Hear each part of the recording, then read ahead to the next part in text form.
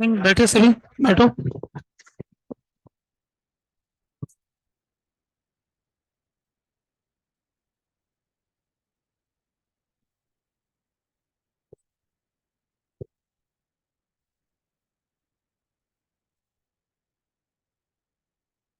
Hello.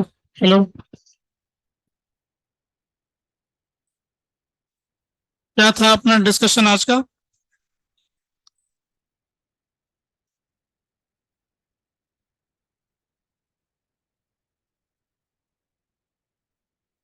क्या है आज का डिस्कशन? एक डीबीपी है।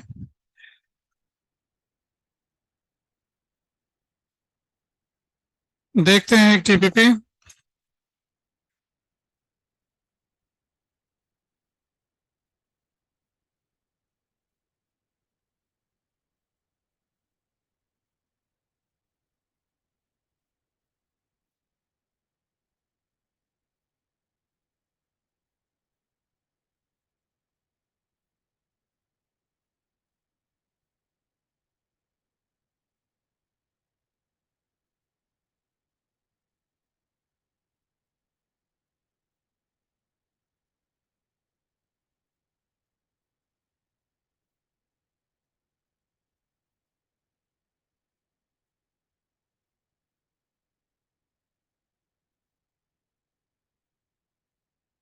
डीबीपी नंबर कौन सा था भाई?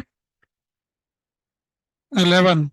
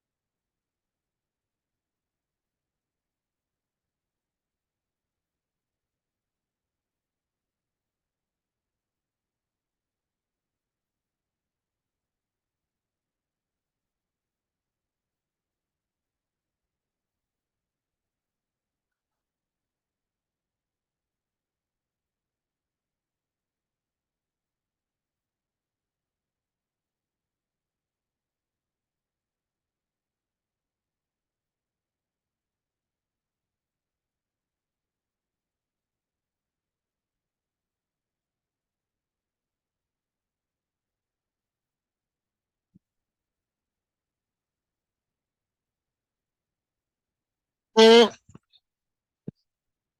ये आंसर हमने जान लिए। अब आपने कोई सवाल इनमें से पूछना है? इजी है सारे।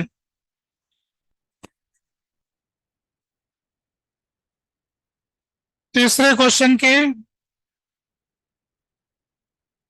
2 मिनट।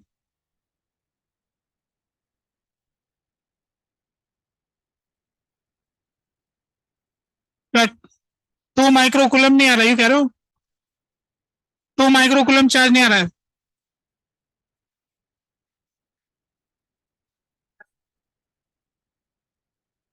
एक्चुअली क्या हो रहा है कि कैपेसिटर चार्ज हो गया तो उसकी ब्रांच में करंट नहीं जाएगा, पर उसमें ऊपर फिर ऊपर वाला करंट और नीचे वाले में, ऊपर वाले पॉइंट में पोटेंशियल डिफरेंस आ रहा है। हाँ, तो उस पॉइंट पोटेंशियल, एक बार उसको हटा करके उस पॉइंट का पोटेंशियल निकाल लो, फिर Q equal to C delta भी आ जाएगा। है ना? तीसरे क्वेश्चन में कुछ कह रहे हो?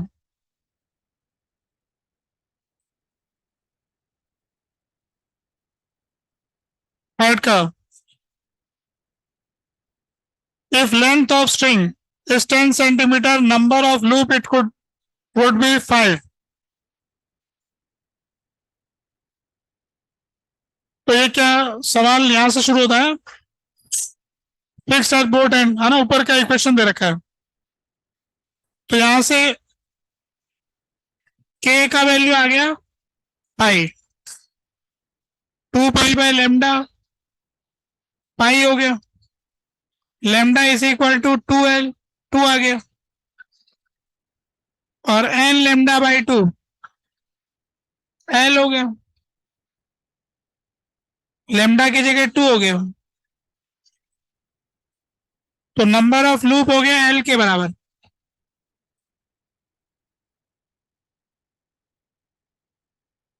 नोड से नोड, ठीक है।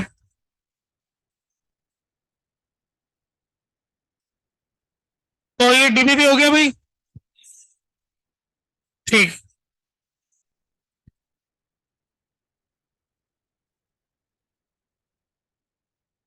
क्या डिस्कशन कर रहे हैं भाई इतना सारा? अब एक्सरसाइज 2 में डिस्कशन अपना निकालें, शीट निकालें फटाफट। जो लोग बात कर रहे हैं उन्हीं से सवाल डिस्कस करवाएंगे अभी, देखते हैं कि कौन कौन बात करता है ना। एक्सरसाइज 2 का एक्सरसाइज 1 में भी रह गया था। एक्सरसाइज 1 में म्यूचुअल इंडक्टेंस, तो आप बताइए म्यूचुअल इंडक्टेंस के अंदर कोई सवाल एक्सरसाइज 1 में कुछ है क्या पूछने लायक? म्यूचुअल इंडक्टेंस पार्ट 2 का है, J4 या 5? 5, J5।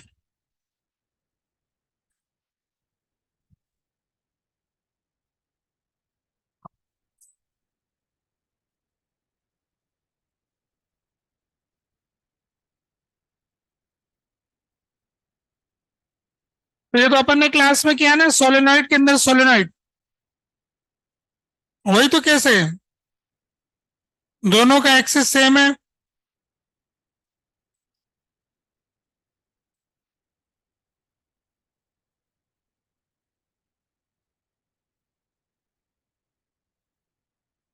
ये तो एक ही पाइप के ऊपर दोनों वाइंडिंग दे रखी है ना बस। देखो क्वेश्चन J5, ये कोई पाइप है, तो इसमें solenoid are made by thin insulating wire made over a pipe of cross section area this length this, length तो इसकी 20 सेंटीमीटर, एरिया इसका 10 सेंटीमीटर स्क्वायर, ऐसा दिया है।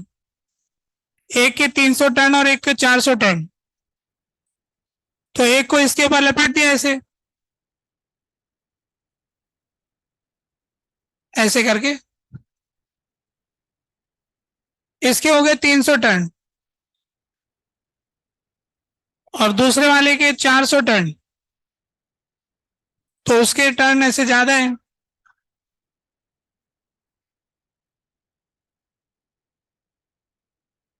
इसके हो गए 400 टन। तो म्यूचुअल इंडक्टेंस का फॉर्मूला क्या होता है? Phi 2 is equal to M times current in one.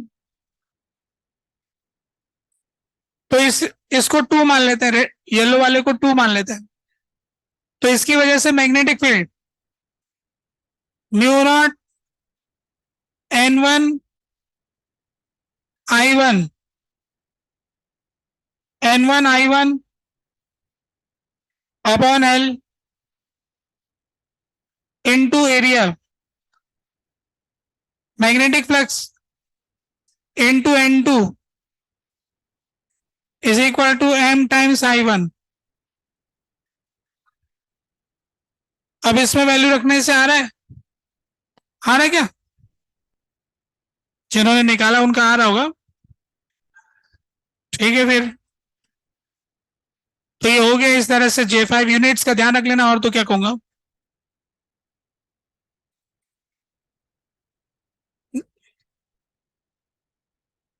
J6 में कुछ रह गया,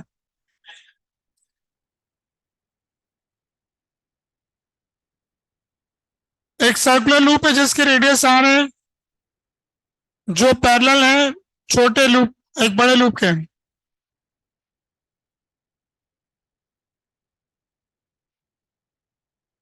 हाँ, क्या कहना चाह रहे हो?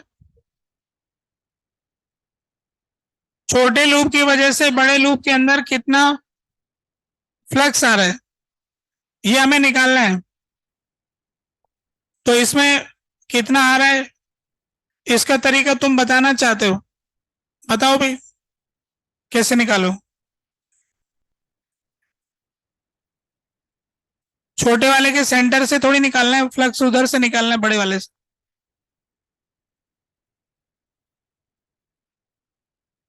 इसकी वजह से यहां पर कितना मैग्नेटिक फील्ड है ये बता दो, फिर मैं बता दूंगा। नहीं मालूम? ठीक है फिर, जैसा कर रहे हैं ना वैसा कर लो।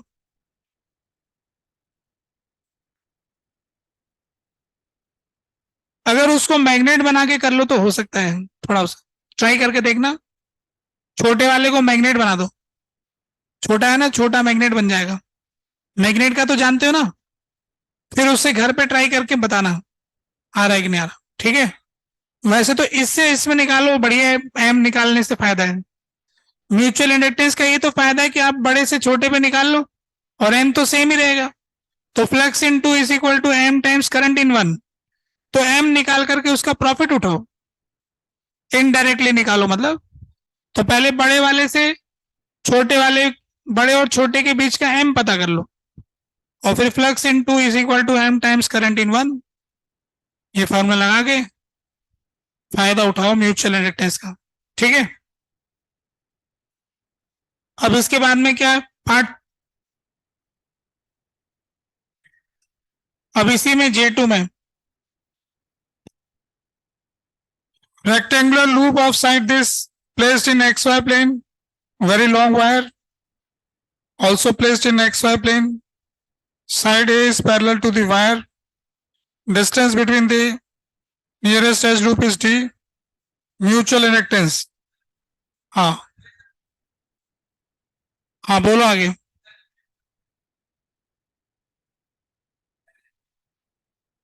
म्यू नॉट अपॉन 2 पाई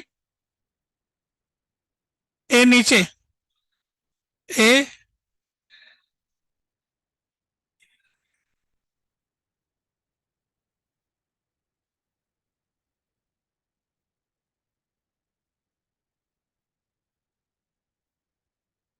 एम किसके प्रोपोर्शनल है ये प्रश्न पूछ रहे हो? तो ये किसके प्रोपोर्शनल है ये पूछा है, सही बात है पूछा है, आगे बोलो। 1/d माने तुम d डबल करोगे तो एम आधा हो जाएगा। प्रोपोर्शनलिटी का मतलब क्या होता है, ग्राफ होता है ना। एलन को कहाँ बोल रहा, तुम तो प्रोपोर्शनल टू 1/d बोल रहे हो ना। हाँ तो d डबल करने से आधा होगा तो 1/d मान लेंगे, नहीं हो रहा तो नहीं, फिर प्रोपोर्शनलिटी तो यही होती है, ठीक है। लॉग लगाने से प्रोपोर्शनलिटी खो जाती है।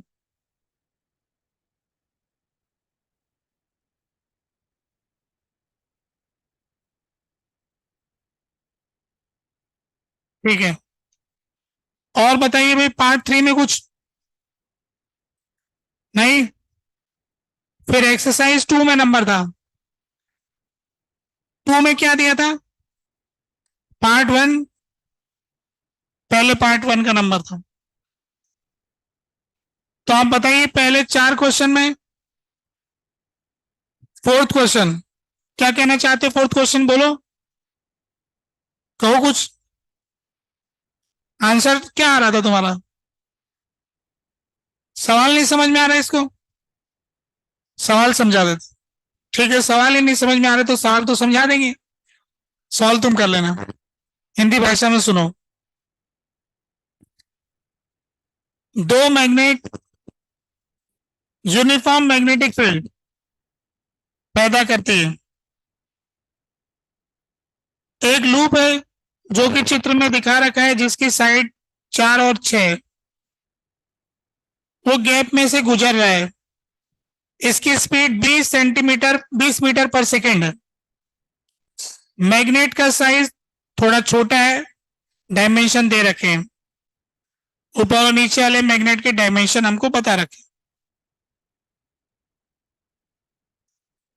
तो इंड्यूस्ड ईएमएफ का वक्त के साथ वेरिएशन कैसा होना चाहिए ये आपसे पूछा गया है। वक्त के साथ माने टाइम के साथ। तो टाइम देखने से मिलता है माइक्रो सेकेंड में है यूनिट्स, टाइम की यूनिट्स धीरे धीरे ले जा रहे हैं भाई, माइक्रो सेकेंड के अंदर लिख रहे हैं। तो अब ये बताओ कि तुम्हें दिक्कत क्या हो रही है। तो हाँ, rate of change of flux से ईएमएफ आता है, वही चाहिए मुझको। तो फ्लक्स कब चेंज होगा, जब इसके भीतर रहेगा तब तो चेंज नहीं होगा, जब वो क्रॉस करके बाहर जा रहा होगा तब फ्लक्स घट रहा होगा, और जब एंटर कर रहा होगा तो बढ़ रहा होगा। बढ़ रहा है तो बढ़ने का विरोध, घट रहा है तो घटने का विरोध। तो ईएमएफ एक बार बढ़ने का विरोध करेगा तो दो उल्टी उल्टी डायरेक्शन में आएगा। तो प्लस माइनस का आएगा, बीच में कांस्टेंट आएगा। छांट लो कौन सा है, ऐसे तो सारे दिख रहे हैं, एक माइनस भी है, प्लस भी है और कांस्टेंट भी है ना। अब यह है कि इसका फ्लक्स जो है जब एंटर करेगा तो बढ़ने का रेट कांस्टेंट आएगा, है कांस्टेंट रेट से बढ़ेगा। तो कांस्टेंट रेट से बढ़ेगा तो स्लोप वैसा आएगा। अब उसमें ए और सी रह गया होगा इससे, है ना। फिर इनमें वैल्यू छांटना है बस, ए और सी में वैल्यू का अंतर होगा ना, या दोनों एक ही ग्राफ है, पीक वैल्यू का अंतर आ रहा है, आ जाएगा ना।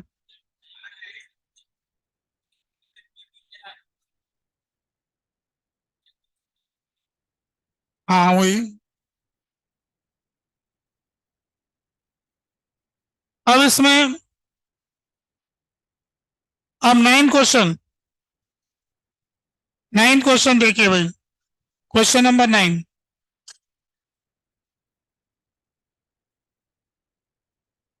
नाइन क्वेश्चन में दे रखा है कि कंडक्टिंग रिंग है जिसका रेडियस आर, चार्ज क्यू। एक conducting ring, radius R, charge Q कहां पर है इसमें, कंडक्टिंग रिंग नहीं नॉन कंडक्टिंग, चिपका दिया चार्ज, है ना, दोनों में फर्क पड़ता है। कंडक्टिंग बोलने से नॉन कंडक्टिंग बोलने से फर्क पड़ता है। इसका चार्ज क्यू है, तो नॉन कंडक्टिंग पे चार्ज क्या चिपका रहता है, चार्ज हिलेगा तो रिंग भी हिलेगी। कंडक्टिंग में चार्ज हिल जाता है, रिंग वहीं पड़ी रह जाती। तो अभी इसमें क्या होता है कि हमने पढ़ा था कि इंड्यूस्ड इलेक्ट्रिक फील्ड ऐसे फ्लक्स चेंज होगा, तो इंड्यूस्ड इलेक्ट्रिक फील्ड आएगा, और वो इंड्यूस्ड इलेक्ट्रिक फील्ड ऐसे सर्कुलर आता है, तो उसकी वजह से फोर्स लग जाएगा क्यू ई, और उसकी वजह से टॉर्क आ जाएगा क्यू इंटू आर, है ना। तो ये जो क्यू इंटू आर जो होता है, हम ये जानते हैं कि E into 2 pi R minus T five E by D T होता है। तो ई इंटू डी टी, अच्छा इसको डी टी से गुणा करेंगे तो टॉर्क आ जाएगा, angular impulse, change in angular momentum, final angular momentum minus initial angular momentum. तो क्यू ई यहां से ई इंटू डी टी की वैल्यू उठा के यहां रख देंगे, चेंज इन फ्लक्स के टर्म्स में। तो फ्लक्स का चेंज और एंगुलर मोमेंटम का चेंज आपस में संबंधित हो गया, फ्लक्स बदलेंगे तो एंगुलर मोमेंटम बदलेगा, उससे एंगुलर वेलोसिटी आ जाएगा। रॉड में ऐसे कुछ पूछा होगा। फ्रिक्शन का कोफिशिएंट पूछा है तो उतना ही फ्रिक्शन अपोजिट में लगा देंगे, जस्ट इसमें तो घूमने मतलब स्मूथ सरफेस है तब तो ऐसा हो जाएगा, है ना। स्मूथ नहीं है तो रफ सरफेस है, तो जितना टॉर्क इसका आ रहा है उतना फ्रिक्शन का लगा लेंगे। Q into R is equal to mu M G into R, है ना। ये टॉर्क बैलेंस कर लेंगे। ई निकाल लेंगे, वहां से रख देंगे। ठीक है, तो ये सवाल हो गया भाई। और कुछ?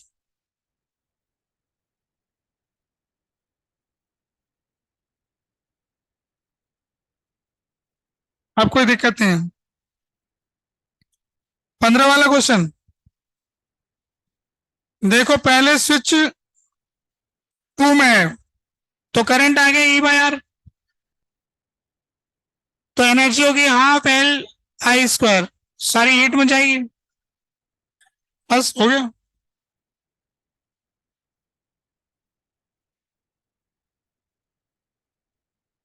R1 रेजिस्टेंस में कितनी हीट पैदा होगी? उतनी पैदा होगी जितनी इंडक्टर में स्टोर होगी, और इंडक्टर में जितना करंट आया हाफ एल आई स्क्वायर से निकाल लेंगे।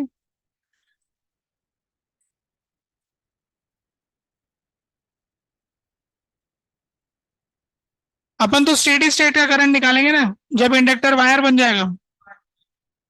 तो करंट आ गया ई बाय आर। ठीक है, अभी एक दो सवाल और करेंगे आज। अब क्या 19 क्वेश्चन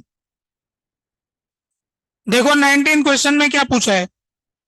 कौन से फील्ड के पैटर्न इलेक्ट्रिक फील्ड और मैग्नेटिक फील्ड दोनों के लिए उचित है?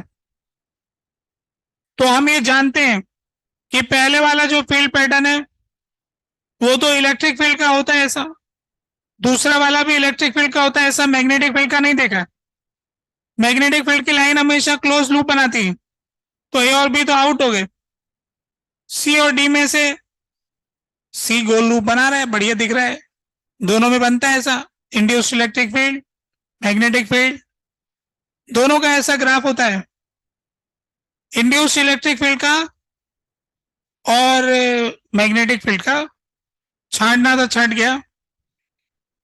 डी वाला तो होता नहीं ऐसा, क्योंकि दोनों में अंतर होता है। डायपोल में अलग होता है और मैग्नेट में अलग होता है, एक में लूप होता है और एक में ऐसे टूटा होता है, तो दोनों मैच नहीं खाएंगे। तो सिर्फ सी वाला हो गया ना। ठीक है, और पार्ट टू था इसके बाद? नहीं था क्या? क्या कह रहे हो? नहीं था? ठीक बात है, अच्छी बात है, नहीं था, पढ़ाया नहीं ना। आप पढ़ लेते हैं। तो कुछ एक दो इंडक्टेंस वाले सवाल करते हैं, फिर आगे बढ़ते हैं इससे।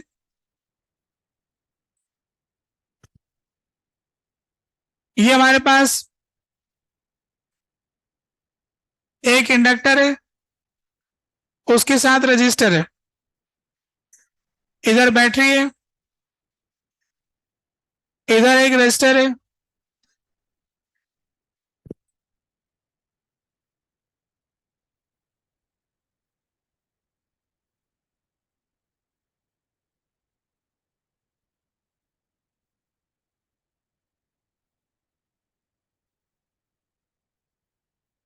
यहां पर हम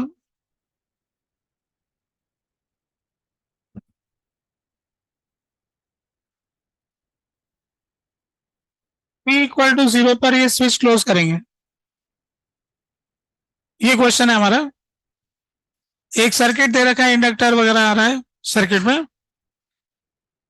तो पहला पार्ट इसमें देखो, कुछ सवाल करना चाहते हैं हम। पहला part, just after switch is closed, find current in each branch.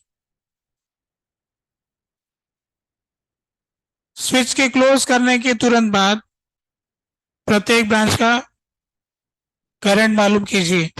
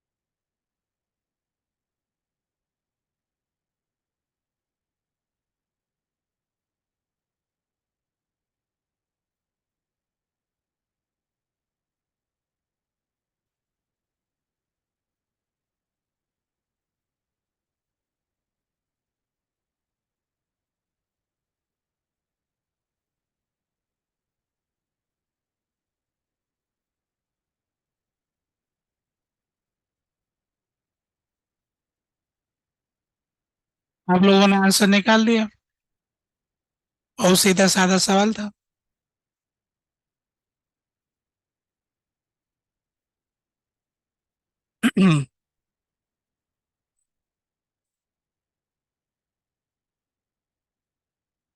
देखो, छोटी सी जानकारियां हैं ये, जिसके पास रहती है वो कर लेता है।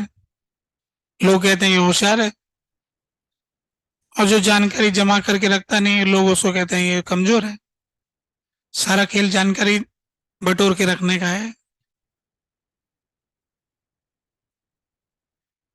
और ये सब सिंसियरिटी से आता है, सीरियसनेस से आता है।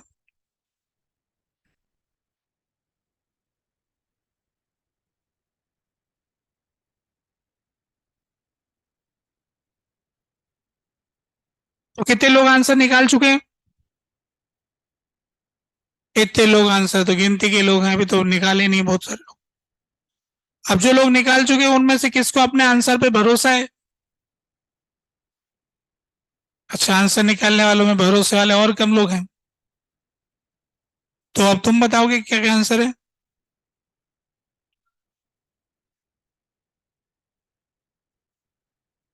अगल बगल वाले में कितना है? ई,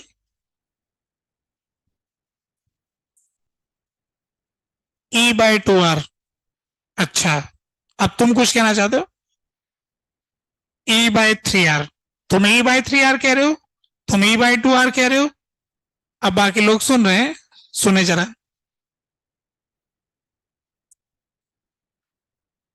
तो हम ये जानते हैं, क्या जानते हैं? ये जानते हैं कि इंडक्टर की ब्रांच में पल में करंट नहीं बदल सकता। वो कहता है कि थोड़ा आराम से, पहले जो करंट है वो भी करंट, क्योंकि इंडक्टर की ब्रांच में di/dt होता है फाइनाइट। तो जिस ब्रांच में इंडक्टर रहता है वहां का di/dt फाइनाइट होता है, तो dt टाइम में चेंज इन आई बहुत कम हो गया। तो इसका करंट पहले जीरो था, तो जीरो रहेगा। तो इसमें आई करंट आया, तो वही आई इसमें जाएगा, इस ब्रांच का जीरो होगा। तो अब इस वाली ब्रांच में तो केवीएल लगा दूंगा, बाहर वाली में। केवीएल क्या लगाऊं, सीधा ही दिख रहा है, आर और 2R, 3R हो गया। तो आई की वैल्यू E/3R हो गया। E-I × 2R -I × R equal to zero. Outer loop. तो इस प्रकार हमें ये पता लगा कि बाहर वाले लूप में करंट है E/3R, बीच वाली ब्रांच में करंट है जीरो। ये बात थी जस्ट आफ्टर। अब जस्ट आफ्टर में कौन सा स्टेटमेंट यूज हुआ? I just before is equal to I just after, है ना। इंडक्टर की ब्रांच में करंट तुरंत से नहीं बदलता जब तक कि एल तुरंत से नहीं बदलता। एल तो फिक्स ही है। तो आई पहले जीरो था, तो आई अभी भी जीरो होगा। ठीक है, फिर से मौका है सेकेंड पार्ट में। सेकेंड पार्ट देखिए। सेकेंड पार्ट में ये पूछा है, find current in each branch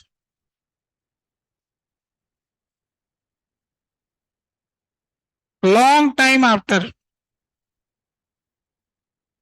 switch is closed.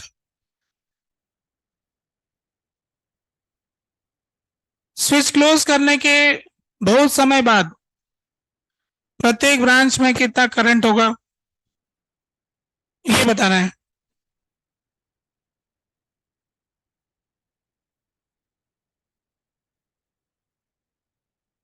अगर इसको अपन वैसे सोचे ना, एक स्टेटमेंट के तौर पर, तो आपको याद दिलाता हूं कैपेसिटर चैप्टर। तो कैपेसिटर में हमने कहा था कि जस्ट आफ्टर में क्या करना है कि कैपेसिटर को एक वायर से रिप्लेस कर लेना, और लॉन्ग टाइम आफ्टर में ओपन सर्किट से रिप्लेस कर लेना। इसका उल्टा होता है इंडक्टर में। जस्ट आफ्टर में इंडक्टर को ओपन सर्किट से रिप्लेस कर लेना, तार तोड़ देना इंडक्टर वाला। पर ये अच्छा नहीं, ये स्टेटमेंट मैंने बताया नहीं, इस जगह काम आ रहा है। अच्छा तो ये कि जो पहले करंट होगा वही बाद में हो। कई बार आपने पहले से कुछ करंट जा रहा हो फिर तार तोड़ दोगे आप, है, वो ठीक नहीं है ना। पर यहाँ पर पहले से जनरली करंट नहीं जाता, इसलिए उसको तार तोड़ दे के दिखा देते कि पहले भी जा नहीं रहा था अभी भी जाएगा नहीं, तो तार तोड़ दो। तो पिछले सवाल का जवाब निकाल दो कि इंडक्टर को ओपन सर्किट से रिप्लेस करके निकाल सकते थे, है ना।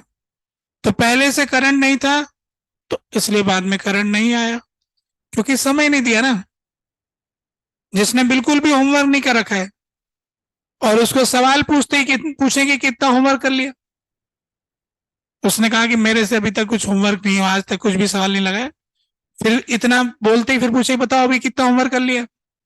बोले अभी तो पूछ रहे थे, अभी इतनी देर में थोड़ी कर लूंगा, कुछ टाइम लगता है मुझे, तो अभी तक जब नहीं कर पाया तो अब क्या करूंगा 2 सेकंड में।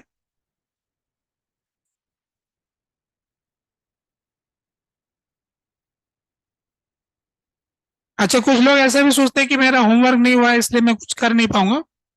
ऐसा भी नहीं, फिजिक्स तो आलसी लोगों का सब्जेक्ट है, 4-5 सवाल से लोग पूरी फिजिक्स शानदार कर सकते हैं। मतलब गिनती के नियम पकड़ लो, रूल जान लो, और आप है ना एक होशियार की बराबरी कर सकते हैं। और इवन एग्जाम ओरिएंटेड क्वेश्चंस कर लो तो होशियार से भी ज्यादा नंबर ला सकते, ये है पक्का। बस इच्छा है कि मैं जानना चाहता हूँ, यहां से बात शुरू होती है। जिस दिन हम चाहते हैं ना वो पॉइंट क्लियर होना चाहिए कि अब मैं सब जानूंगा, इंडक्टर का शुरू में क्या एंड में क्या, इक्वेशन क्या, बेसिक रूल सारे जान जाओ। और बेसिक रूल आप एक कागज में लिख लोगे हमेशा ही। किसी भी इस पूरे चैप्टर में d5/dt एक फैराडे का एक तो नियम चल रहा है, एक लेंज का नियम लगाते हैं उसकी भी कोई जरूरत नहीं है, फिर भी जानते हैं हम। और एक मोशनल ईएमएफ, एक टाइम वेरिंग मैग्नेटिक फील्ड, 2-3 चीजें तो है, पूरा चैप्टर उसी पर ही है। जबकि सवाल कितने सारे, जो होमवर्क नहीं कर रहा हो सोचता हो मेरी शीटें रह गई, मेरा क्या होगा, तो ऐसा सोचना नहीं चाहिए। खासकर फिजिक्स में, फिजिक्स में तो गिनती के जिस दिन सवाल कर लोगे उस दिन आ जाएगी। तो फिलहाल अब आप लोग आंसर निकाल चुके हैं, मैंने काफी वक्त दे दिया, एडवर्टाइजमेंट बहुत हो गया।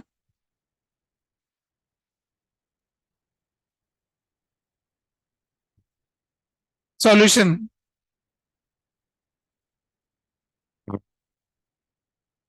अभी इसमें कहना चाह रहा था कि बहुत वक्त बीत जाता है तो इंडक्टर सीधा हो जाता है। सीधा कर दो भैया इंडक्टर को, गायब कर दिया, सीधा कर दिया मतलब गायब ही हो गया।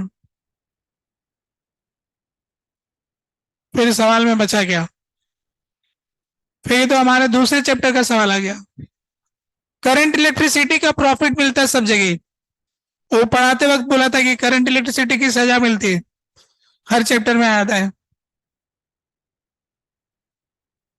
आर और आर मिला के कितना हो गया, 2R ये हो गया, तो करंट कितना हो गया, E/5R/2, तो E/5R/2 तो 2E/5R, तो इधर आ गया E/5R और इधर आ गया E/5R। तो बहुत लंबे समय बाद में कितना करंट होगा, इतना हो, किस किस का है इतना करंट, देखो गिनती के लोग हैं, बस इतनी सी जानकारी रखते लोग कह रहे हैं होशियार है ना। सिर्फ यही पता हो गया है कि लंबे टाइम में वायर से रिप्लेस कर दो, और एक भोला है जो पकड़ नहीं पा रहा है बात, कितना करना था क्या, होने की बात बोलता हो। चलो अब तीसरा सवाल है, देखना कोई कर पाए तो, शायद ही कोई कर पाएगा। अब तीसरा सवाल देखो, है ना। Find di/dt in each branch, find di/dt in each branch just after switch is closed। आपके पास टोटल 3 ब्रांच है तो 3 आंसर चाहिए। D I by D T के। स्विच को क्लोज करने के बाद करंट तो आप लोगों ने निकाल दिया। अब सवाल करंट का नहीं है, करंट के चेंज होने के रेट का है। तो प्रत्येक ब्रांच में करंट किस रेट से चेंज हो रहा था स्विच करने के क्लोज करने के तुरंत बाद, स्विच क्लोज करने के तुरंत बाद। अभी एक छोटा सा सवाल है जिसको करंट इलेक्ट्रिसिटी आता है उसका सही हो जाए।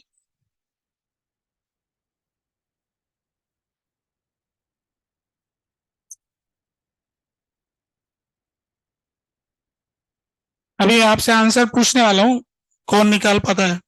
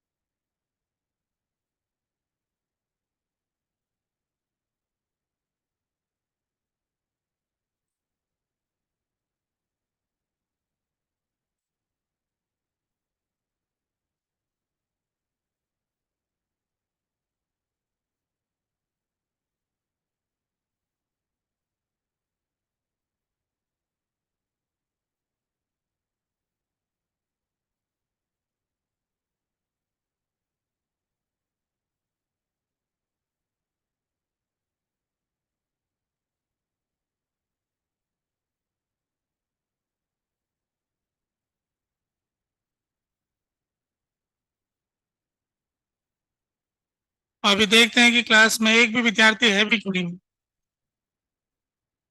कि जो इन तीनों के आंसर बता पाए। तीन आंसर चाहिए मुझे, तीन ब्रांचेस।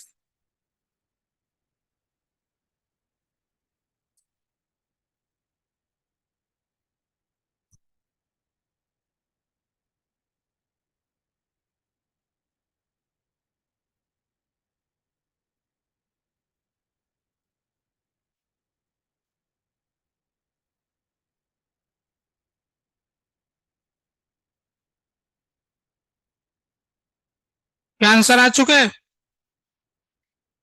ठीक है, तो फिर सुन लेते हैं आंसर हम। आंसर आ गया ना? तो अब मैं किस किस का आंसर आ गया पहले तो हाथ ऊपर करें। एक दो तीन चार और बहुत लोगों के आंसर आ गए, वाह भाई। फिर तो वो लगता है कि कोई होएगा ही। अभी देखते हैं क्या आंसर आएगा ना। तो इस वाली ब्रांच को वन कह देता हूँ, इस वाली ब्रांच को टू कह देता हूँ, इस वाली ब्रांच को थ्री कह देता हूँ। ठीक है, वन टू थ्री। तो अब आप मुझे वन टू थ्री का D I by D T लिख रहे हो जवाब में।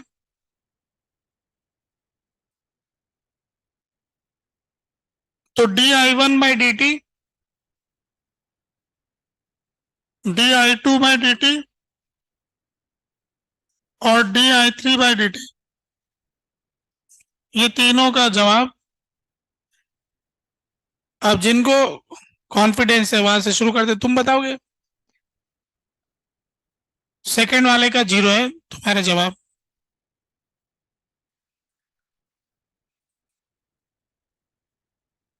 अच्छा आनंद,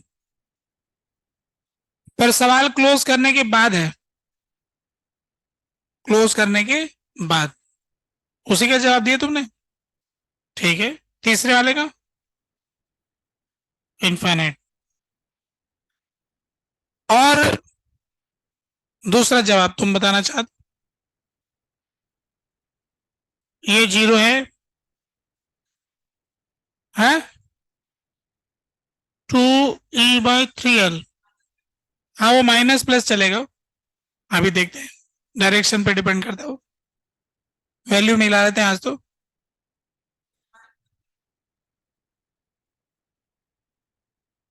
5E/3L, ये ऐसा आंसर है।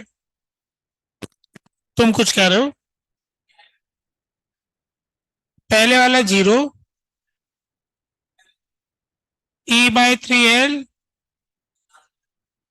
लास्ट वाला 0।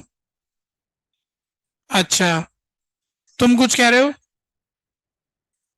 ये वाला। हाँ माइनस समझ गया, कोई बात नहीं। हाँ वो माइनस लगेगा, या माइनस लगाना है।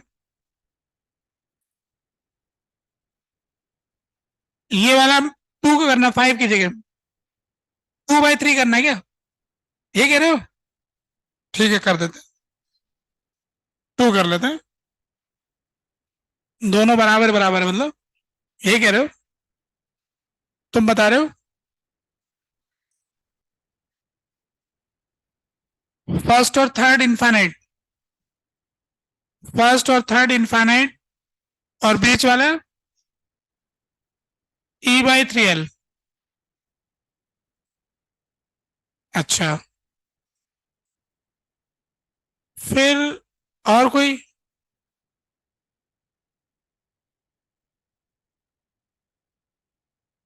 ये वाला ही आ गया सबका आंसर? किसी का रह गया हो? नहीं? ओके, ठीक है, तो फिर अब देखो कि कैसे करेंगे, सॉल्व कैसे करते। सॉल्व करने का तरीका देखना।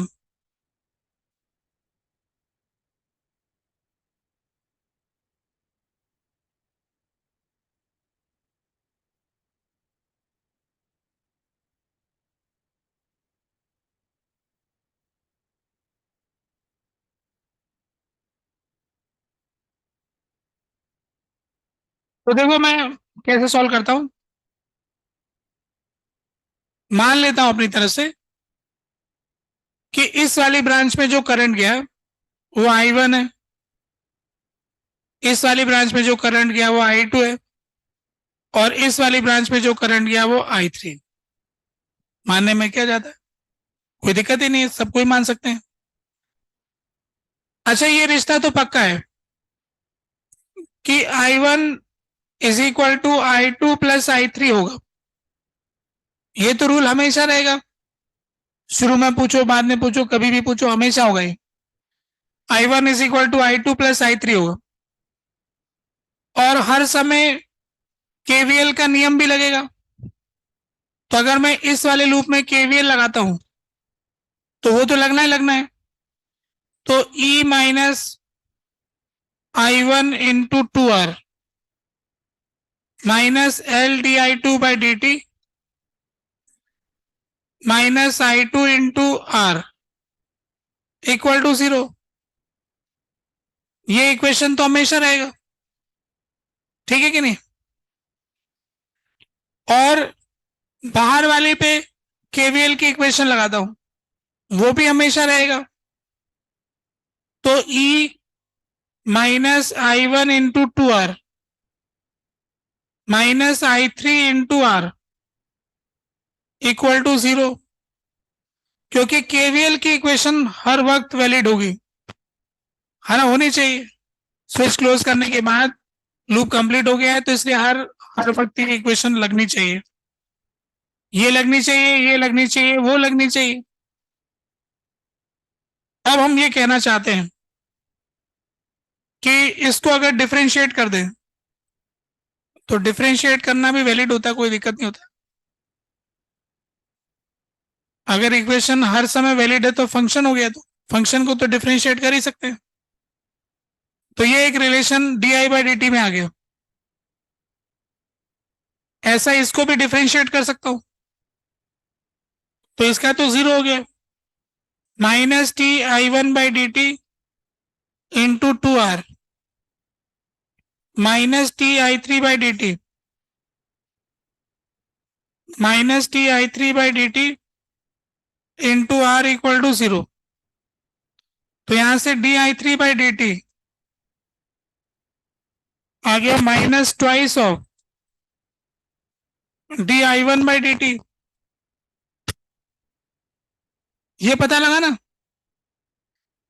इस इक्वेशन से हमको ये पता लगा कि di3/dt minus of twice of di1/dt होगा। ठीक लिखा ना, कोई आपत्ति विपत्ति नहीं है, अच्छी बात। फिर इसको di3/dt को यहां रख देता हूं, इसको उठा के यहां रख देता हूं, फिर इसको इधर ले आता हूं। तो di2/dt, di2/dt 3di1/dt हो गया, ऐसा पता लग गया। तो di1/dt से संबंध इसका स्थापित हो गया, उसका स्थापित हो गया, अगर एक मिलेगा तो बाकी सारे मिल ही जाएंगे। अब एक इक्वेशन है जिसके अंदर di/dt हम निकाल सकते हैं, पर हमें निकालना कब है, जब t इक्वल टू 0 है। तो t इक्वल टू 0 पर इसमें करंट की वैल्यू रखने की जगह है हमारे पास।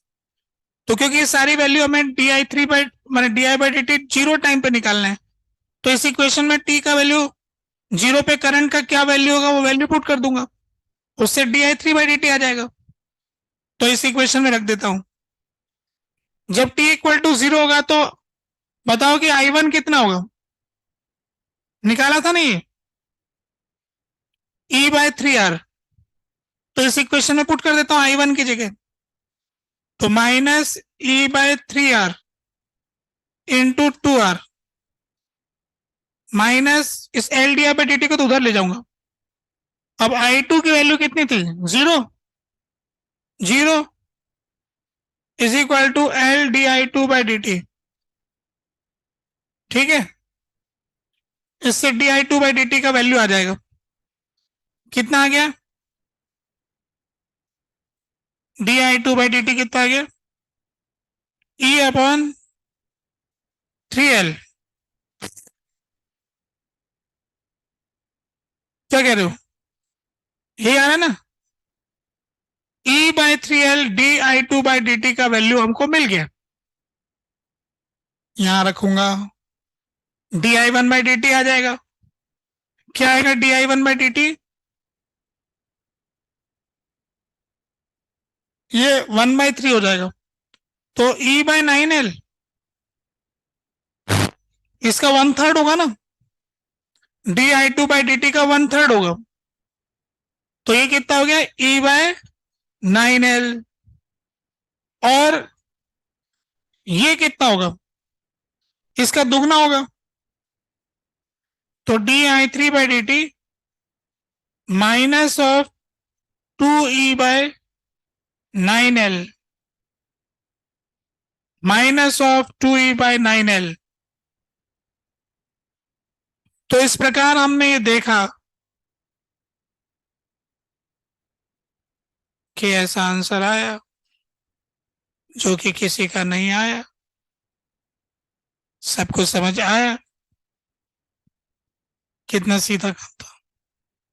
KVL i1 i2 i3 KVL मानो, लगाओ, बस डिफरेंशिएट करो, और क्या करना था। तो ये तो अब देखो, इसमें एक समस्या हो रही होगी किसी किसी को, समस्या का इलाज करें। इसमें क्या हो रहा है कि लोग कह रहे हैं कि स्विच क्लोज करने से पहले तो करंट तो था नहीं, क्लोज करने के तुरंत बाद तो E/3R आ गया, ये तो बहुत ज्यादा रेट हो गया, ये तो अनंत हो गया। तो बात ये है कि ये तो क्लोज करने के दौरान हो गया, क्लोज करने के बाद जो रेट है, वो जो वैल्यू आई ना, उससे रेट आएगी, वैल्यू भी आई उसके साथ उसकी रेट भी आएगी। ये जो घटनाक्रम अचानक हुआ ना, ये उसके बाद की बात है जो हमारा आंसर है।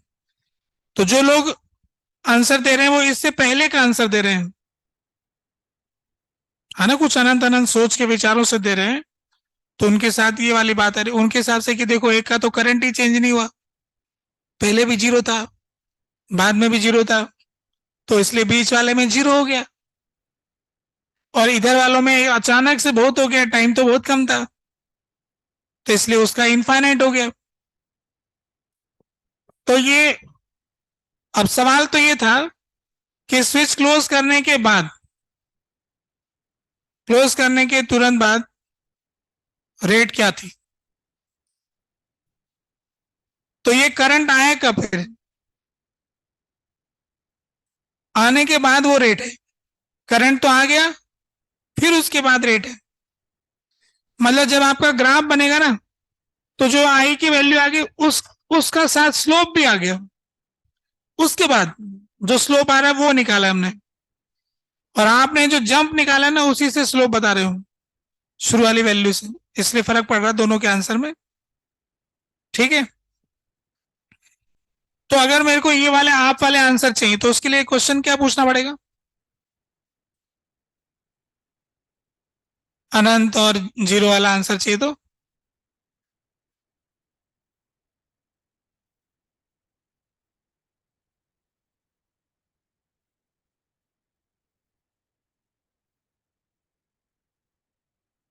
स्विच क्लोज करने वाले इंस्टेंट पे क्या रेट होगी, और क्लोज करने के जस्ट बाद क्या होगी, दोनों में अंतर है ना। क्लोज करने वाले इंस्टेंट की रेट और क्लोज करने के जस्ट बाद, ये अलग अलग बात हो रही है शायद, इसलिए अंतर आ रहा है शायद, है ना। वरना आप कर ही देते। यही कह रहे हो ना। आप लोगों ने दूसरे मतलब समझ लिया, इसलिए आंसर नहीं आ रहा था। खैर कैसा भी मतलब समझ लिया हो, अभी समझ लिया कि करना क्या है। क्या करना है, I1 I2 I3 मान लेना, केवीएल लगा देना, डिफ्रेंशिएट कर देना, आंसर आ जाना है। ठीक है। कुछ कहना चाहते हो।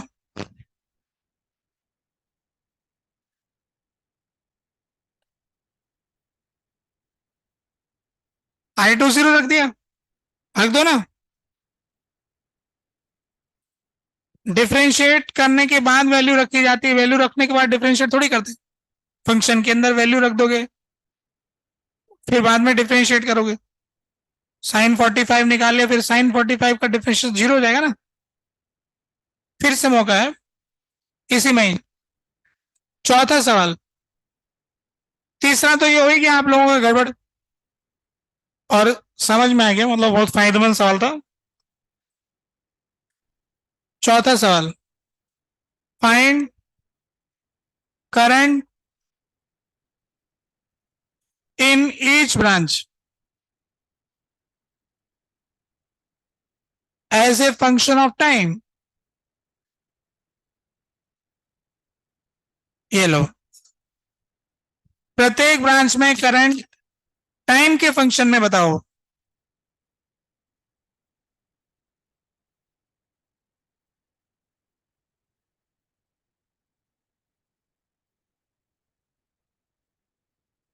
चौथा सवाल ये हो गया।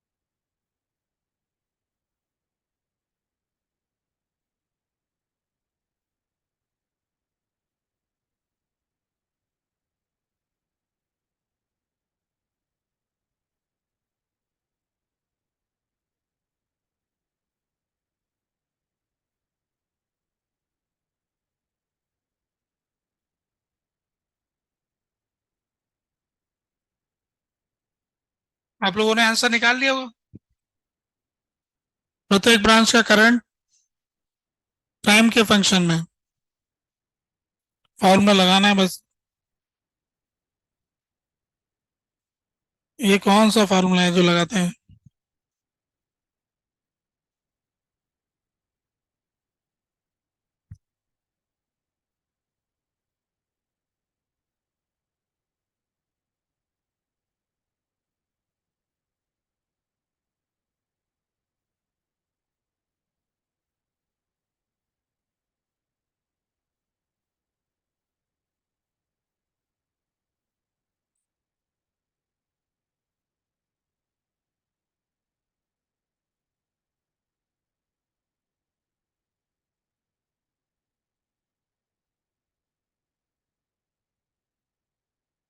क्या हुआ, हुआ कि नहीं हुआ?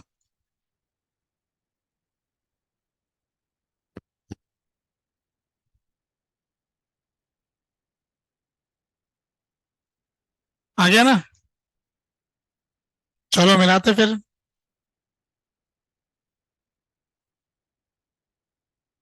यहाँ पर एक बैटरी है, यहाँ पर एक रेजिस्टेंस, एक इंडक्टर, एक रेजिस्टेंस और एक और रेजिस्टेंस।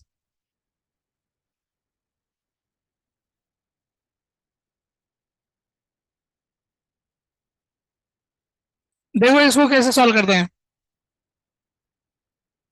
जरूरत पड़ने पर अपन 0 वोल्ट की बैटरी ले लेते हैं। मेरी तरफ से लगा लो 0 वोल्ट की बैटरी। ये दोनों पैरेलल कॉम्बिनेशन, दो बैटरी की मिला के बना देंगे एक battery. E into R, 0 into 2 R upon R plus 2 R, तो E/3 हो गया और 2R/3 का रेजिस्टेंस हो गया। तो हिसाब बन गया कि बैटरी हो गई E/3 और रेजिस्टेंस हो गया 2R/3 और ये बन गया अब एक इंडक्टर और एक रेजिस्टर।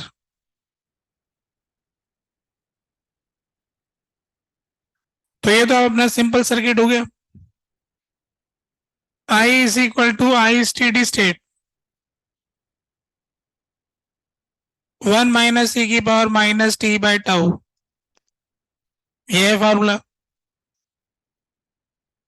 तो आई का मतलब यहाँ पर I2 है, क्योंकि हमने इस ब्रांच की करंट को I2 माना था। स्टेडी स्टेट पे करंट इसका आया था E/, निकाला था ना। अब तो ऐसे आ जाएगा, इन दोनों को ऐड कर देंगे ना, 2R/3 प्लस आर, तो 5R/3। E/3 को डिवाइड करेंगे, E/5R, तो E/5R। 1 - e⁻RT/L होता है। आर कितना हो गया?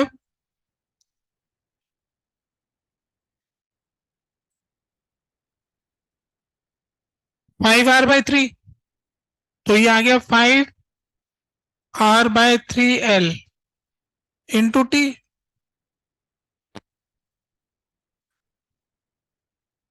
करंट ऐसे फंक्शन ऑफ टाइम लिख दिया मैंने, I2। ठीक है, I2 तो लिख ही दिया, अब I3 और लिख दूंगा। कैसे लिख दूंगा? इधर प्लस माइनस, इधर प्लस माइनस, इधर I2 और इधर I3 था, प्लस माइनस। तो मैं क्या करूंगा, ऐसे KVL लगा देता हूं, यहां से घूम जाता हूं ऐसे और I3 निकाल लेता हूं। तो मेरा इक्वेशन आ जाएगा -L/dI2/dt minus I2R plus I3R equal to 0। तो I3 is equal to, R से डिवाइड करके उधर ले गया, I2 प्लस L/R dI2/dt। ये है ना मेरे पास जवाब। अब dI2/dt यहां से निकाल लूंगा, तो ये आ जाएगा, इसको डिवाइड करेंगे, माइनस माइनस प्लस हो जाएगा, E/3L, e⁻⁻5 RT/3L। अब यहां पुट कर दूंगा, I2 की वैल्यू ये रही, E/5 R 1 - e⁻⁻5 RT/3L plus L/R E/3L e⁻⁻5 RT/3L। अब इसको थोड़ा सिंप्लीफाई कर लेंगे, आंसर आ जाएगा। I1 में क्या रखा है,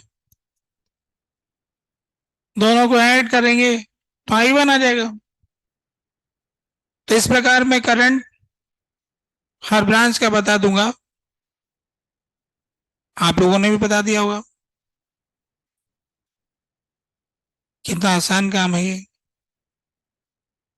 ये तो कैपेसिटर चैप्टर में सीखा था हमने, ऐसे सर्किट रिड्यूस करना। ठीक है, तो बस दो दो चैप्टर का एक जैसा काम है। आप देखोगे डुप्लीकेट हो रहा है बहुत सारा चीज, वहां पर डायपोल, यहाँ पर डायपोल, सारे ऐसे कॉन्सेप्ट जो है ना सिमिलर सिमिलर से आते रहते पूरे ऐसे। पूरे 12th वाले कुछ चैप्टर ऐसे हैं, इलेक्ट्रिक फील्ड, मैग्नेटिक फील्ड, है ना, फॉर्मूले भी डायपोल वायपोल के फॉर्मूले मैच खा रहे हैं, रिंग रिंग, फॉर्मूले भी सिमिलर से आते देखने में शक्ल में, एम्पियर्स लो, गॉस लो, है ना, ऐसे बहुत सारी चीजें मैच खाती हैं, इसलिए सिंपल पड़ता है मामला। तो फिलहाल ये सवाल हो गया, एक और सवाल करते हैं। इस सवाल से कुछ शिक्षा मिल गई। क्या शिक्षा मिली,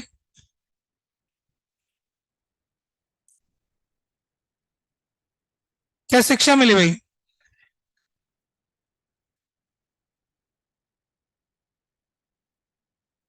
इलेक्ट्रिक करंट पढ़ो, यो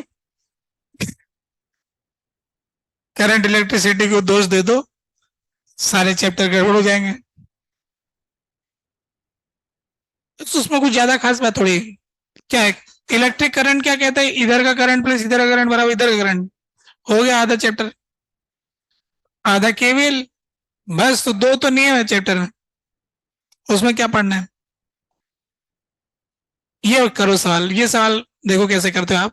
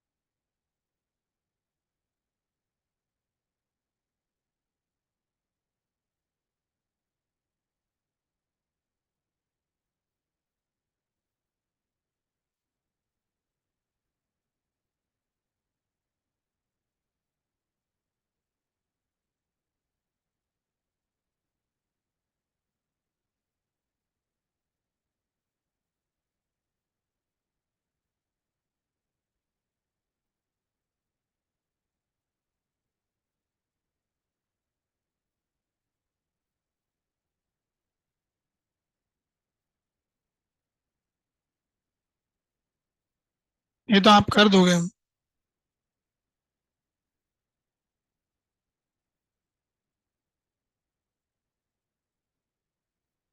चलो मैं इसको कठिनाई करूं उसमें,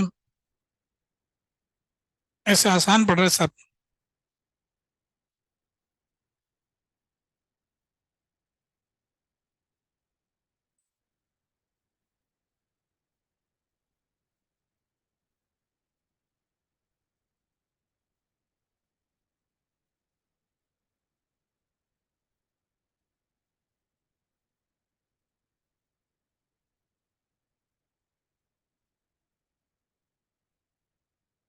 देखो ऐसा कुछ सर्किट दिया है,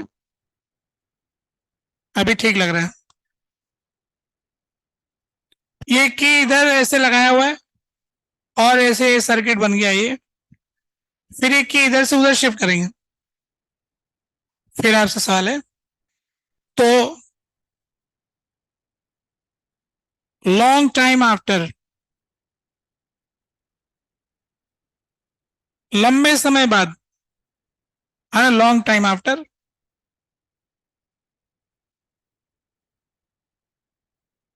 या आफ्टर पहले लगा दूं, आफ्टर लॉन्ग टाइम,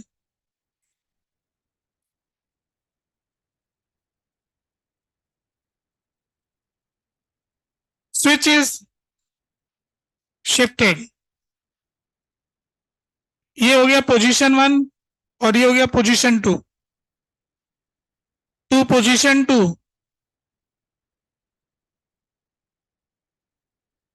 सेकेंड वाली पोजीशन पे शिफ्ट किया गया। जस्ट आफ्टर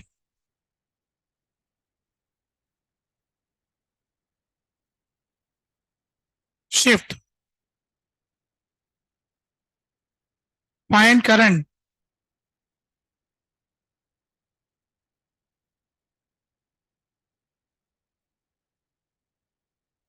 ये कैसे करोगे, देखें।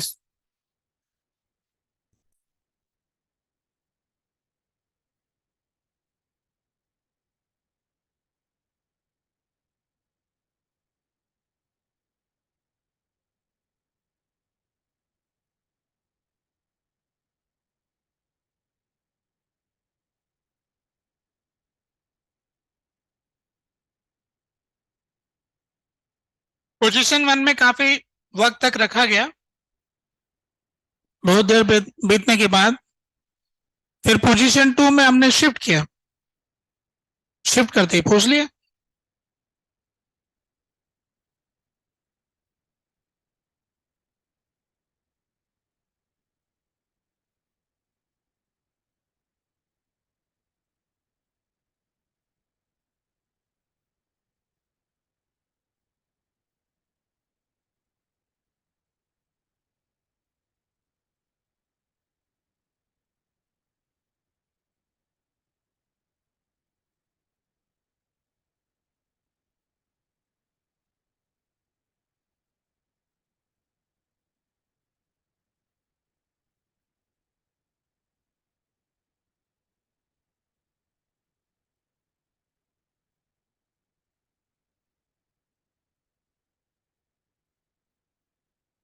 तो आया कुछ?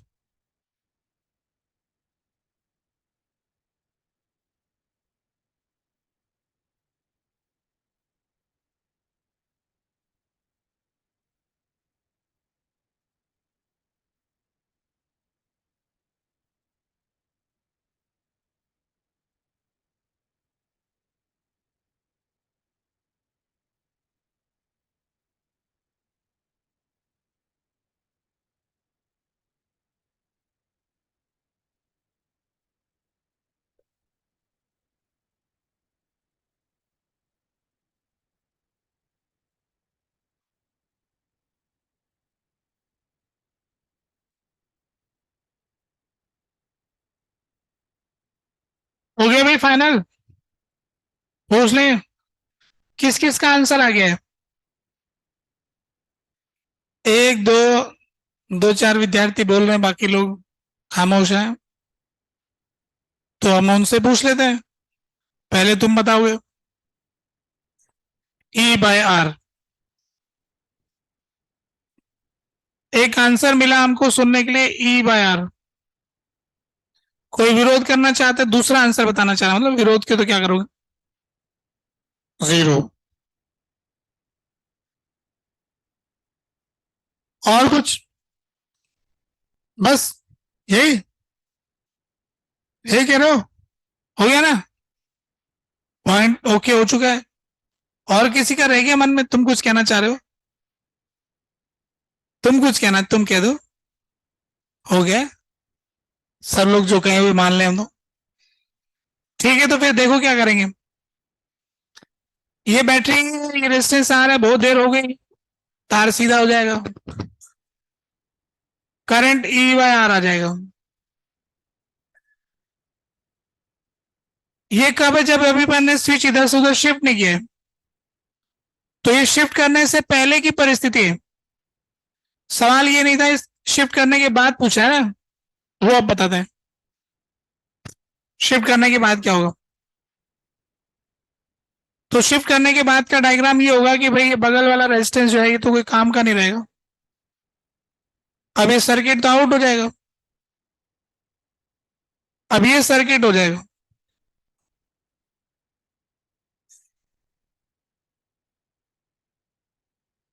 आर एल टू एल, अब अपन ने स्विच इधर से उधर लगा दिया, ऐसा करने में अब क्या करंट होगा ये प्रॉब्लम आ रही है। तो हमने तो कुछ रटा हुआ था, अब रटा हुआ मामला गड़बड़ कर रहे हैं। हमने ये रटा था कि जिधर इंडक्टर रहता है उसमें जो करंट रहता है वो तुरंत से बदलता नहीं है। तो हमारे पास तो दो इंडक्टर आ गए। एक इंडक्टर कह रहा है कि करंट तो ई बाय आर होगा, एक कह रहा है कि मेरे में तो जीरो है, मैं तो जीरो रखूंगा। अब दोनों तो एक लाइन में आ गए और रखना तो दोनों को बराबर पड़ेगा, ऐसे काम नहीं चलेगा। तो फिर रूल ये आता है कि ये जो फॉर्मूला एल इंटू आई वाला आया था वो फ्लक्स से आया था। तो जो पोटेंशियल डिफरेंस का फॉर्मूला होता है वो फिर D of L I by D T होता है। ये वैसा हो गया कि जैसे चलते हुए ब्लॉक पे एक दूसरा ब्लॉक रख दिया, एक के पास वी है दूसरे के पास जीरो है और वे मिल करके चलने लगे। ठीक है, तो इसका मतलब हो गया कि ये ईएमएफ के बराबर है ना। तो अगर अपन इसको हिसाब लगाएंगे तो ऐसा करने से ये आएगा कि डेल्टा एल आई फ्लक्स नहीं चेंज होगा, डीटी टाइम में चेंज इन फ्लक्स जीरो होगा। टाइम बहुत कम है ना, और यहां तो कोई बैटरी भी नहीं है चेंज होने की रेट। तो इस हिसाब से अपन कहेंगे डीटी टाइम में फ्लक्स नहीं चेंज होगा। तो एल इंटू आई का जो प्रोडक्ट है वो नहीं चेंज होगा। तो पहले वाला जो फ्लक्स आ रहा था एल इंटू आई वो कितना आ रहा था? L into E by R, और बाद में कितना हो गया? 3L into I, I dash. तो I dash E bye 3R।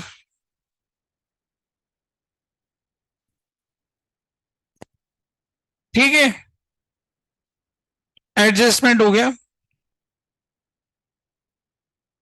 Resistance तो एक विस्कस फोर्स की तरह है। तो एक रफ सरफेस पे चलते हुए ब्लॉक पर दूसरा ब्लॉक रख दिया तो रखने वाला फोर्स तो इंपल्सिव है, विस्कस फोर्स नॉन इंपल्सिव है, डीटी टाइम के लिए नेगलेक्ट करेंगे तो रेजिस्टेंस का इफेक्ट डीटी टाइम के लिए नेगलेक्ट हो जाएगा। ये दोनों सीरीज में आ गए, सीरीज में आ गए तो इनका inductance L plus 2L, series का फॉर्मूला इक्विवेलेंट इंडक्टेंस का फॉर्मूला L1 प्लस L2 है, तो 3L हो गया। तो फ्लक्स को सेम करने के लिए जो रूल है, तो आई डैश की वैल्यू क्या हो गई? ई बाय 3R। ठीक है, अब इसके बाद में आगे भविष्य का टाइम, किसी टाइम टी पे करंट क्या पूछा है तो निकाल लेंगे। ये तो इनिशियल करंट ही हो जाएगा, अब कॉमन करंट आ गया ना दोनों का, फ्लक्स को सेम रखता हुआ। बात समझ गए? अचानक से एल चेंज हो जाता है तो फॉर्मूला चेंज हो जाता है। एल फिक्स था तो आई सेम था, एल चेंज होगा तो एल इंटू आई सेम रखना है। ठीक है, जस्ट आफ्टर में ऐसा होगा, फिर लॉन्ग टाइम आफ्टर तो हिसाब लगा ही लेंगे। तो ये आंसर हो गया इस क्वेश्चन का। आगे बढ़ते हैं। इंडक्टर के बारे में बताने वाली बातें मैं बता दी है काफी, जो अगर आप नहीं करोगे तो समझ गया मैं कि रूल तो ये है। हाँ वो बताया नहीं ना तो नेगलेक्ट ही होता है। सवाल में लिखा होता है, कंसीडर करना चाहते हो तो अभी तो ऐसे ही ठीक है ना, और बोले बच्चों के सामने दिक्कत हो जाएगी। तो अभी इसमें इंडक्टर के सवाल कर लिए काफी, अब आगे बढ़ते हैं। तो इसमें मैं कुछ बात कहना चाहता हूं, वो क्या है देखो, इलेक्ट्रोमैकेनिकल प्रॉब्लम।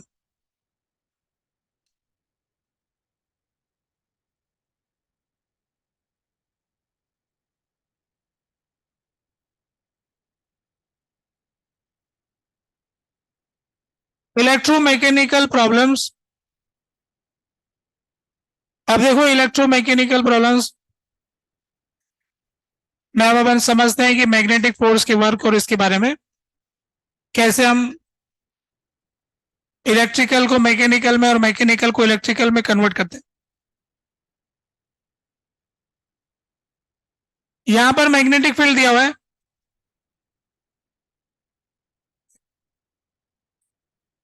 अंदर की तरफ, मैग्नेटिक फील्ड अंदर की तरफ। अब देखो ये जो कंडक्टर रहता है, कंडक्टर को अपन को कैसे समझना है इसके बारे में बात कर रहा हूं। जो कंडक्टर होता है वो ऐसे समझो कि वो एक ट्यूब की तरह है। Conductor is similar to a tube. जैसे किसी ट्यूब में कोई बॉल चल सकती है, तो कंडक्टर में चार्ज चल सकता है, अंदर अंदर चल लेता है। तो चार्ज को तो आप बॉल की तरह समझो। अब देखो सवाल करने में तो इलेक्ट्रॉन चलता है, उल्टा चलता है, अपन थोड़ा प्लस से सोच कर प्लस में बात करेंगे। अब उसको कन्वर्ट कर लेना माइनस में, उसमें कोई दिक्कत नहीं आएगी। अब देखो क्या हो रहा है, जब हम किसी सर्किट में इसको चलाते हैं, जैसे मान लीजिए कि ये हमारा सर्किट इस तरह का होता था, इधर व्हाइट से दिखा देते हैं। यहाँ पर एक रेजिस्टेंस है, हम इसको लगाते थे इधर, इस कंडक्टर को किसी वेलोसिटी से भगाते हैं तो ये चार्ज इसमें भागता है, रेजिस्टेंस में ऐसा आता है, ये बैटरी बन जाती है और इसमें हीट पैदा होती है। इस तरह के सवाल किए अपन ने। तो इसमें मैं ये कहना चाहता हूं कि जो चार्ज पार्टिकल है, इसके पास एक ड्रिफ्ट वेलोसिटी आती है जो कि वायर में चलता है। तो इसका मतलब इसके पास जो टोटल वेलोसिटी है वो तो एक तो उस रॉड की वजह से उसके साथ जा रहा है, तो रॉड की वजह से जो साथ में जा रहा है ना, तो उसके लिए आप ऐसा मान सकते हो कि रॉड पे एक नॉर्मल रिएक्शन लग रहा है और रॉड उस पर नॉर्मल लगा रही है, जिससे कंस्टेंट मोशन से साथ में जा रहा है, और इधर वाली डायरेक्शन में वो मैग्नेटिक फोर्स की वजह से भाग रहा है। तो ओवरऑल इसकी टोटल वेलोसिटी इस तरह की रहती है। तो हमारे पास में हम जानते हैं कि मैग्नेटिक फोर्स का जो पावर होता है, हेलो, एफ लिखना था, मैग्नेटिक फोर्स का power F magnetic dot V, ये हमेशा जीरो होता है। जीरो होता है तो इसको अपन कैसे समझेंगे, अगर मैग्नेटिक फील्ड है ना तो उसका फोर्स निकाल लीजिए, फिर उसकी टोटल वेलोसिटी से गुणा करके देख लीजिए, परपेंडिकुलर आएगा, जीरो आने ही आना है। तो मैग्नेटिक फोर्स कितना होता है देखो, मैग्नेटिक फोर्स का वैल्यू कैलकुलेट कीजिए, क्यू वी। तो अब इसका वी हो गया आई के, और we drift J K, Q V cross B, B हो गया इसके अंदर की तरफ, तो minus B K, minus B K. तो आपके पास में जो मैग्नेटिक फोर्स आया वो आ गया आई क्रॉस के, क्यू वी बी जे के, माइनस था ना, आई क्रॉस के से प्लस हो जाएगा, और ये क्या हो जाएगा, जे क्रॉस के, आई हो गया minus Q V D B I K. तो यहां से हमें समझ में आया कि ये जो पॉजिटिव चार्ज है, इस पॉजिटिव चार्ज पर मैग्नेटिक फोर्स के दो कंपोनेंट, एक फोर्स तो आई के डायरेक्शन में पीछे की तरफ है और ये वाई कंपोनेंट हो गया, मैग्नेटिक फोर्स का वाई कंपोनेंट है, इसकी वैल्यू है क्यू वी बी, और एक्स कंपोनेंट आ गया इस तरफ Q V D B, Q V D B. ठीक है, अब ये जो चार्ज है ना, इधर थोड़ा ट्यूब का डायग्राम देखो जरा। अगर ये मैग्नेटिक फोर्स इस पे इधर लग रहा है तो ये ट्यूब इसके ऊपर एक नॉर्मल रिएक्शन लगा रही इस तरफ, तो ये चार्ज इसके ऊपर ट्यूब पे नॉर्मल रिएक्शन पीछे लगा रहा है। देखो इधर वाला फोर्स तो नॉर्मल में काम आ रहा है, पर इधर तो कोई नॉर्मल नहीं लग पा रहा है, सीधे ही आगे जा रहे हैं, क्योंकि ट्यूब के अंदर सीधा आगे जाने में रास्ते में कोई दिक्कत नहीं, इधर दिक्कत है। तो इस साइड तो नॉर्मल लग गया और इस पे इधर नॉर्मल लग गया, क्योंकि ये चार्ज का मास बहुत कम है, तो अगर इसमें कुछ एक्सेलरेशन भी होगा तो एम जीरो हो गया ना, लगभग -31 वाला मामला है, तो ये एन और ये दोनों बराबर हो जाएंगे, ऐसा हम बोल सकते हैं। तो एन की वैल्यू हो गई क्यू वी डी बी, ये हो गया फोर्स का एक्स कंपोनेंट, मैग्नेटिक फोर्स का एक्स कंपोनेंट। अब अगर मैं इस फॉर्मूले में कैलकुलेट करता हूं तो देखो कि पावर अपने आप ही जीरो आ जाएगी। अब देखो वेलोसिटी वेक्टर लिखें तो वेलोसिटी वेक्टर हमारे पास आ जाएगा वी आई के वी डी जे के प्लस वी आई के। अब इन दोनों का डॉट प्रोडक्ट ले लो, this into this, this into this, तो एक तो आ गया प्लस और एक तो आ गया minus, total power magnetic force dot velocity, तो ये आ गया Q V B into V D, और ये आ गया minus Q V D B into V, तो ये दोनों टर्म जीरो हो गए, मिला करके जीरो आ गया।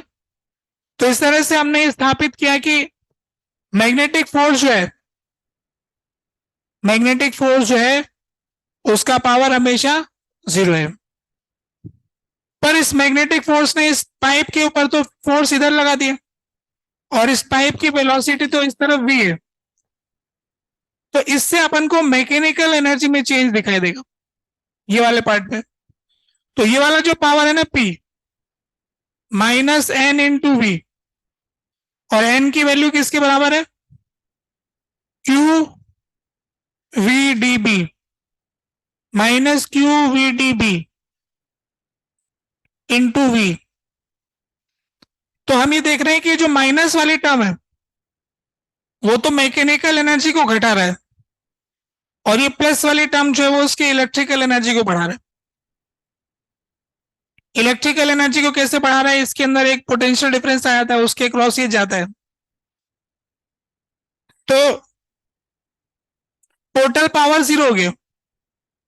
तो एक तरफ पावर आ गया इलेक्ट्रिकल पावर,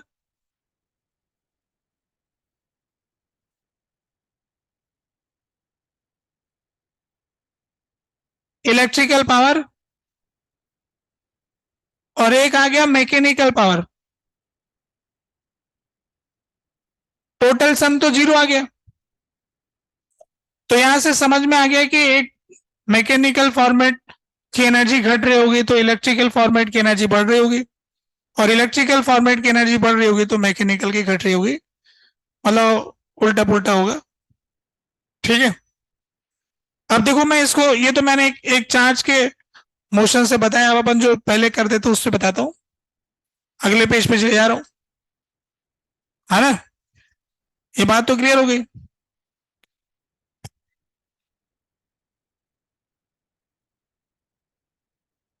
हो गया ना क्लियर? ठीक है, तो फिर बात ये थी कि अगर कोई रॉड जाती है वेलोसिटी v से मैग्नेटिक फील्ड बी में। अगर कोई रॉड मैग्नेटिक फील्ड बी में जाती है v से तो इसमें बन जाती है एक बैटरी बीवीएल की, बीवीएल की बैटरी बन जाती है और इसमें करंट आता है आई। तो इलेक्ट्रिकल पावर जो होता है इसका बीवीएल इंटू आई हो गया और इस पे फोर्स लगता है आईएलबी, फोर्स लगता है आईएलबी और मैकेनिकल पावर माइनस आईएलबीवी। तो आप देखेंगे कि दोनों का सम जीरो आ रहा है, यानी कि वो जो चार्ज है ना, वो जो आईएलबी वाला फोर्स है वो भी चार्ज की वजह से आया हुआ है और बीएलबी वाला फोर्स भी चार्ज की वजह से आया है। तो एक तरह तो ईएमएफ इंटू करंट पावर बन रहा है, E into I, potential difference into current power का फॉर्मूला है, वो इलेक्ट्रिकल वाला फॉर्मूला है और एक तरफ मैकेनिकल वाला फॉर्मूला है। अगर करंट की डायरेक्शन अगर उल्टा होता है फोर्स तो इलेक्ट्रिकल एनर्जी घटेगी और मैकेनिकल बढ़ेगी, दोनों का सम जीरो रहेगा। तो इस उदाहरण से ये समझाने का प्रयास किया है कि कैसे मैग्नेटिक फोर्स हमेशा जीरो वर्क करता है सर्किट में आने के बावजूद भी। फिर भी हमें ऐसा कैसे लगता है कि कुछ वर्क हो भी रहा है, रॉड भाग रही है, तो वो हमें प्रॉपर दिख नहीं पा रहा है क्योंकि वो दो अलग अलग कंपोनेंट की वजह से हो रहा है। तो हम तो क्या एक ही फोर्स को देख पाते हैं, बैटरी बनाने के बाद हमें फोर्स नजर नहीं आता है, जबकि वो बैटरी वाला भी फोर्स के थ्रू आया है, मैग्नेटिक फोर्स के थ्रू आया है। तो अब इसका कैलकुलेशन हम कैसे करते हैं, देखो एक उदाहरण एग्जाम्पल में लगा के दिखा रहे हैं कि कैसे कोई सवाल हम करते हैं। अब देखिए ये पहला एग्जाम्पल है, ये कोई रेजिस्टेंस है और ये अपने पास में एक लंबी रेल है, इसके ऊपर अपन ने एक रॉड रखा, इस रॉड को हमने वेलोसिटी दिया,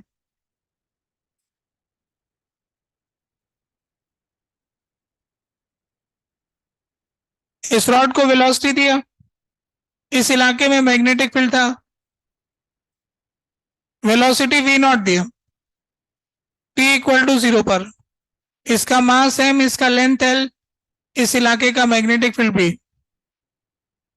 तो हमसे सवाल में ये पूछा कि find velocity of rod as a function of time, rod की वेलोसिटी टाइम के फंक्शन में चाहिए। अब देखो कि हम इस सवाल को कैसे हैंडल करते हैं। इसके अंदर सर्किट भी आ रहा है और न्यूटन्स लॉ भी आ रहा है ना, दोनों बातें देखेंगे कैसे सॉल्व करते हैं। देखिए सॉल्यूशन, तो हम क्या करते हैं कि किसी टी टाइम का डायग्राम बनाते हैं। मैग्नेटिक फील्ड में रॉड के चलने से इसमें एक बैटरी बन जाएगी, बैटरी बन जाएगी तो इसमें करंट जाएगा, करंट जाएगा तो इसमें फोर्स लगेगा, फोर्स लगेगा तो वेलोसिटी घटेगा। तो इसकी इसलिए फिर इसका कोई टी टाइम का डायग्राम बनाना पड़ेगा, ये तो शुरुआत का डायग्राम है। तो टी टाइम के डायग्राम में इसके पास एक वेलोसिटी आ जाएगी और इसके अंदर एक करंट आ जाएगा, मान लेते हैं, माना कि इसकी वेलोसिटी v है और माना कि इसमें करंट आई है। जैसे आप इसमें करंट आई बनाएंगे तो इस पर एक फोर्स लग जाएगा पीछे की तरफ ILB और इसकी वेलोसिटी v मानेंगे तो इसका एक सर्किट डायग्राम बन जाएगा, ये बैटरी बन जाएगा BLV, BLV की बैटरी ILB वाला फोर्स, ऐसा हो गया। तो एक तरफ फोर्स डायग्राम, एक तरफ सर्किट डायग्राम। सर्किट डायग्राम में करंट आई मान लेंगे। अब इसमें फोर्स पीछे की तरफ लग रहा है तो इसमें न्यूटन्स लॉ लगाएंगे, ILB माइनस mdv/dt। वेलोसिटी घट रही है इसलिए माइनस साइन लगाया। इसमें I is equal to BLV/R, ये सीधा सर्किट है, सीधा वाला। तो अब हमको करना ये है कि सॉल्व करना है, एक किरचॉफ्स लॉ, एक न्यूटन्स लॉ। यहां से I का वैल्यू उठा के इसमें रख देंगे तो क्या आ जाएगा, I का value BLV/R into LB minus mdv/dt। तो dt इधर, तो ये आ गया B²L² upon MR into dt minus इधर dv/v कर दें ग्रेड, 0 से t, V0 से V minus B²L² upon MR into t ln V/V0। तो V is equal to V0 e की power minus B²L²/MR into T. तो इसकी वेलोसिटी जो है एक्सपोनेंशियली घट रही होगी। तो इस तरह से हमें समझ में आया कि क्या हो रहा है यहां पर। अच्छा देखो, पावर की इक्वेशन लिखना, ये तो मैंने न्यूटन्स लॉ की इक्वेशन लिखना बताया, एक किरचॉफ्स लॉ की इक्वेशन, एक न्यूटन्स लॉ की इक्वेशन, एक सर्किट डायग्राम, एक free body diagram. Circuit diagram में किरचॉफ्स लॉ लगा दो, फ्री बॉडी डायग्राम में न्यूटन्स लॉ लगा लो, सॉल्व कर लो दोनों को, बस इससे कोई भी सवाल हो जाएगा।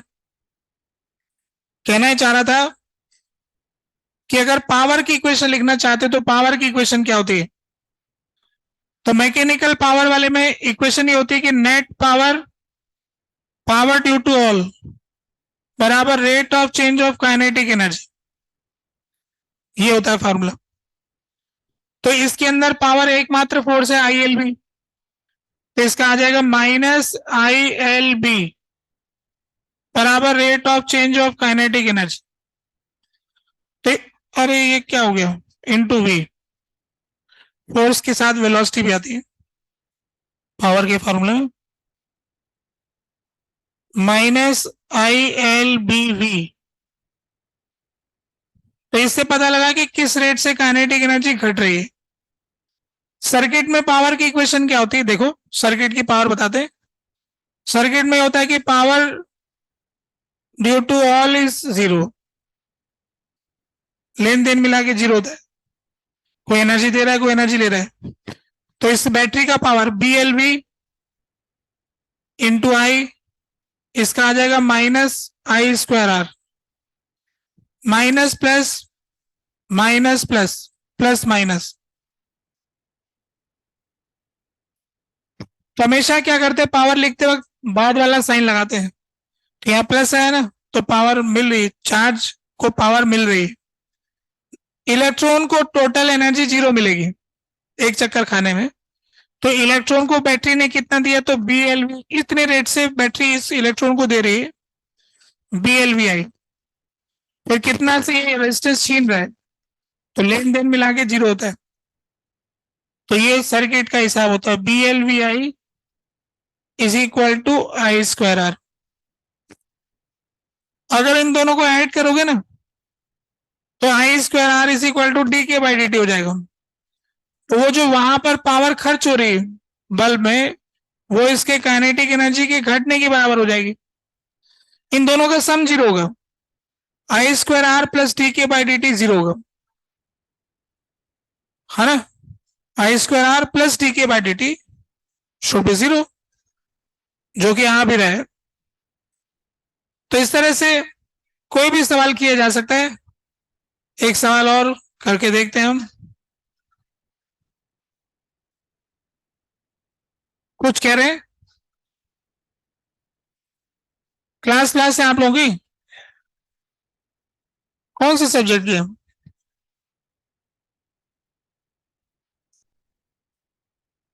फिजिकल केमिस्ट्री की क्लास कितने बजे शुरू होती है?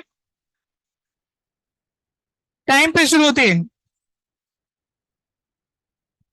नहीं, एंड तो बाद में होता है, शुरू कब होती है? अच्छा, यूं कह रहा था कि अभी कितना टाइम हो रहा है, सही है क्या उस घड़ी का टाइम?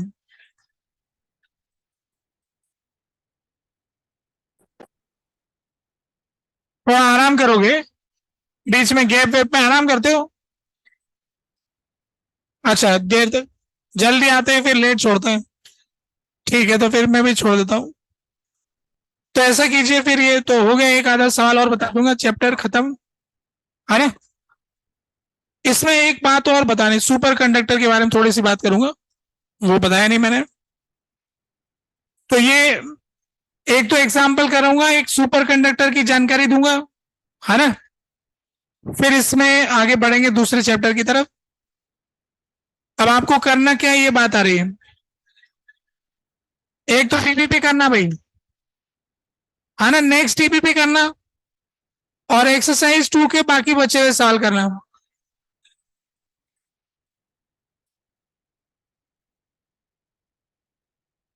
एक्सरसाइज 2 बोला, 2।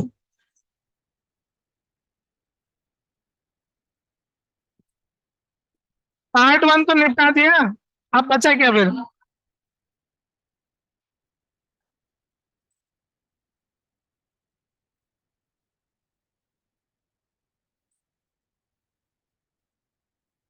अच्छा, ऐसा करना,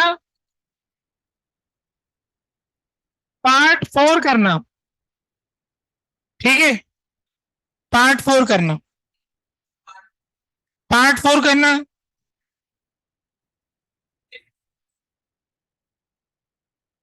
बस, ठीक, ठीक है, बस।